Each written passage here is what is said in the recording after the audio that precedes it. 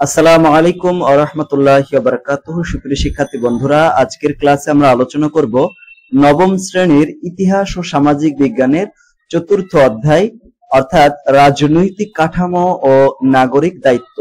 এই অধ্যায় থেকে বার্ষিক পরীক্ষায় যে প্রশ্ন আসবে তার সাজেশন নিয়ে আমরা আলোচনা করব। মূলত আজকে আমরা আলোচনা শুরু করব বহু নির্বাচনী প্রশ্ন দিয়ে। তোমরা জানো যে তোমাদের পরীক্ষায় 15টি এমসিকিউ আসবে, অর্থাৎ 15টি বহু নির্বাচনী প্রশ্ন আসবে এবং 10টা আসবে হচ্ছে এক কথায় উত্তর, অর্থাৎ 25টিতে 25 মার্ক থাকবে।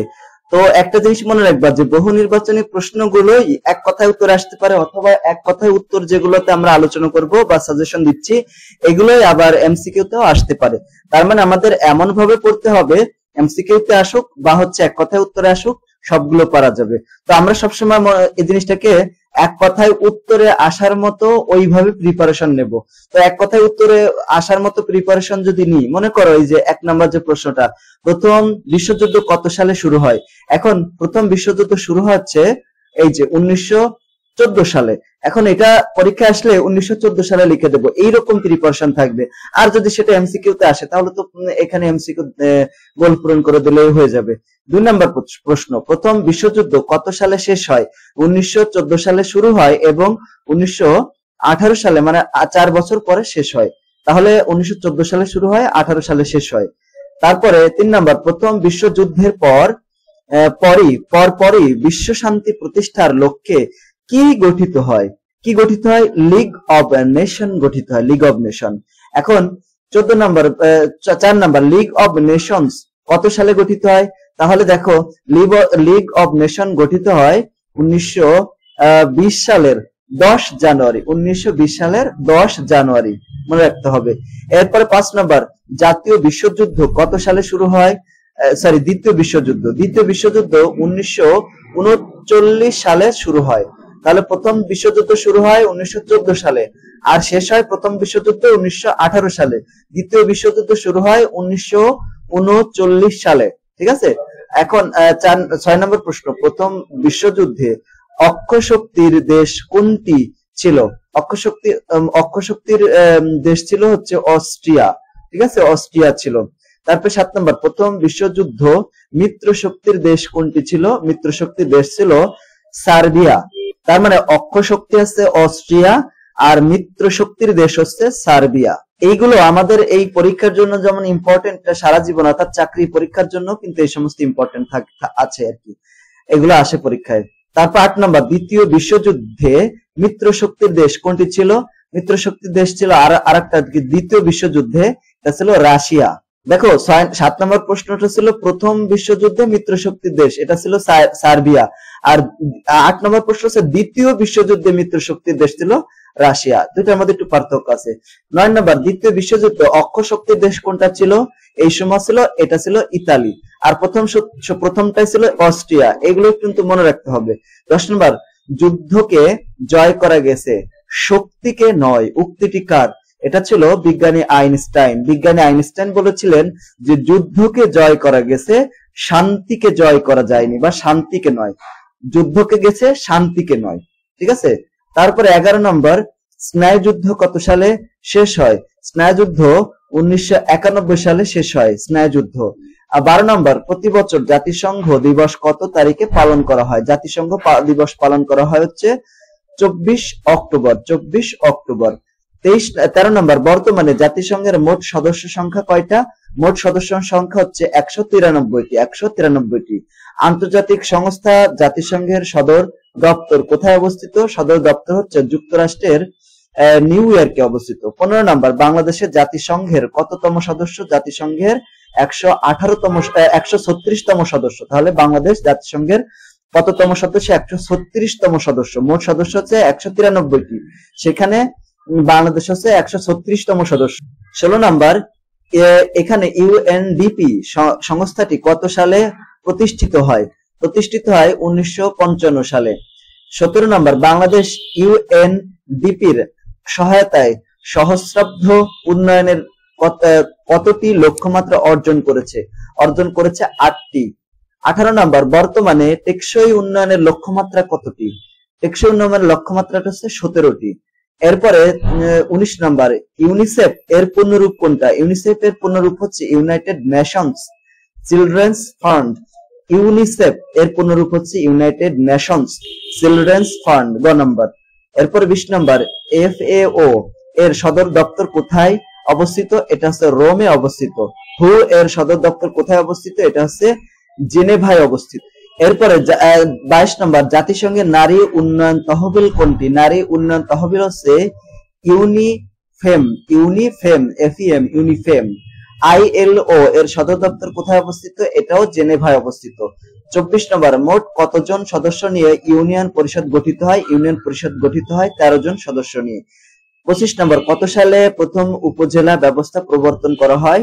1983 সালে। জেলা পরিষদের সংরক্ষিত মহিলা সদস্য থাকেন কতজন? থাকেন হচ্ছেন 5 জন। এরপরে 26 নম্বর, জেলা পরিষদের সংরক্ষিত মহিলা, এটা তো বললাম 5 জন। 27 নম্বর, বাংলাদেশে বর্তমান কতটি পৌরসভা রয়েছে? পৌরসভা হচ্ছে 330টা। ঠিক আছে। 28 নম্বর, বর্তমানে বাংলাদেশে কতটি সিটি কর্পোরেশন রয়েছে? সিটি কর্পোরেশন রয়েছে হচ্ছে 12টি।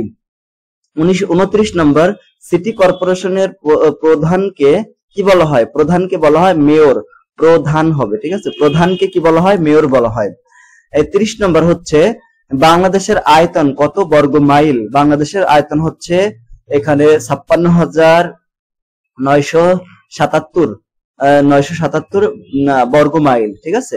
আর যদি কিলোমিটারে দেয় তাহলে 1,47,570 বর্গ কিলোমিটার, তাই না? এরকম তো বর্গ মাইলের ক্ষেত্রে 56,977 বর্গ মাইল, প্রায় 57,000, তাই না? প্রায় 57, কিন্তু 77 এটা 977, তাই প্রায় 57 বর্গ মাইল। এরপরে আমরা যেটা নিয়ে আলোচনা করব সেটা হচ্ছে এক কথায় উত্তর। আমি কিন্তু প্রথমেই বলেছিলাম এক কথায় উত্তর এইগুলো কিন্তু এমসিকিউ তে আসতে পারে, আবার এমসিকিউ যেগুলো পড়লাম ওগুলো কিন্তু এক কথায় উত্তরও আসতে পারে। এখন প্রথম প্রশ্ন হচ্ছে 1 নম্বরে, কি লিগ অব নেশনস গঠিত হয় কত সালে?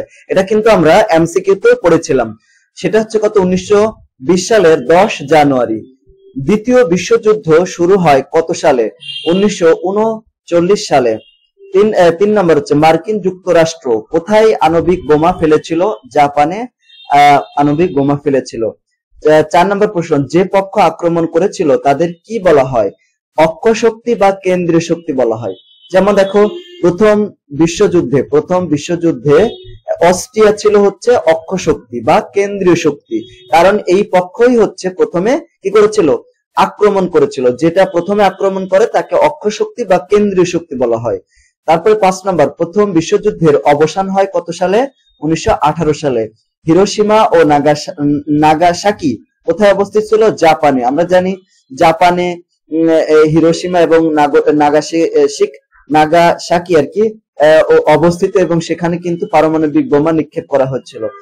7 নম্বর, the war is won but not peace. এই উক্তিটি ছিল বিখ্যাত উক্তি, মানে যুদ্ধে জয়ী হওয়া যায় কিন্তু শান্তিকে জয়ী করা যায় না। এটা কার উক্তি ছিল? এটা ছিল বিজ্ঞানী আইনস্টাইনের কথা, তাই না?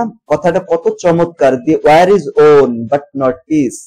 মানে এই কথাটা শুনলে শরীরের ভিতরে একটা কাটা দেয়, তাই না? এরকম একটা ভাব। কত সুন্দর একটা কথা বলেছিল। দেখো, যুদ্ধে কত কিছু ধ্বংস হয়ে যায়, তাই না? কত কিছু নষ্ট হয়ে যায়, কিন্তু শান্তি প্রতিষ্ঠা করার শান্তি পাওয়া যায় না, বা যুদ্ধে কত আপনজন মারা যায়, তাই না? এই যে মনে করো জুলাইতে যে ছাত্রদের বিপ্লব হয়েছে, এখানে কিন্তু অনেক লোক মারা গেছে, তাই না? কতজন কিন্তু সারা জীবনের জন্য পঙ্গুত্ব বরণ করেছে।